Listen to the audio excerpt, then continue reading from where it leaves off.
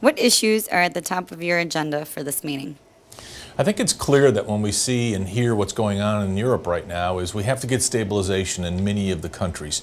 The countries that are really struggling need to have the kind of plan that can stabilize the entire Eurozone. Once that stabilization occurs and how that's done, it will bring the momentum that's required. So it's really two things. How do we stabilize? And then how do we create the momentum that's required for Europe to really drive not only productivity, but of course GDP growth. With the new European leadership team brought about by the Lisbon Treaty, what can Europe do to become a more cohesive global power? When you look at the Lisbon Treaty and before that the Amsterdam Treaty and the Nice Treaty, all of those things leading up to the Lisbon Treaty, the most difficulty in that is balancing between nationalism and the Eurozone. Finding that balance is what the new team needs to do, is to really move forward and have the teeth put into the Lisbon Treaty so that the Eurozone can and should be the force within the world, not only from a currency perspective, but in the kind of products and services to the world. So the new team needs to find that balance between the nationalism and the cohesiveness in order to make the Eurozone a true global power.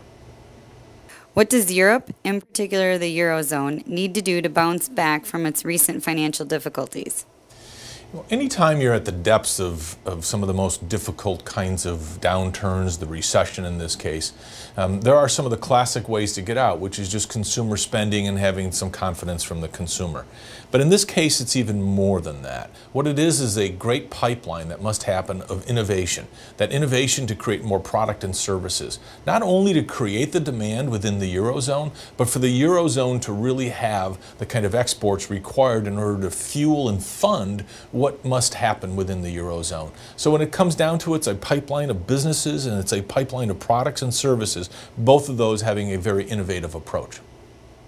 What needs to be done to ensure that businesses get rules and regulations that are simple, transparent, and can be easily understood and adhered to?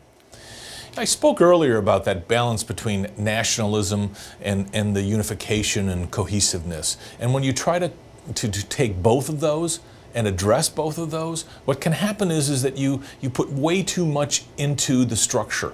And therefore what you have is more rules and regulations, and companies and countries for that matter almost opt out in a tacit sort of way. What they do is they pull back because of the complexity. So if the premise is to create action, and we keep that in mind as we're creating the rules and regulations, we can leave a few things out. We can understand that there'll be some fringe on the margin that maybe isn't as tight as it should be, but what it creates is the simplicity that creates action. So as the treaty is being developed further, and as rules are coming out, if the propensity is for action, I think we can and will keep it simple.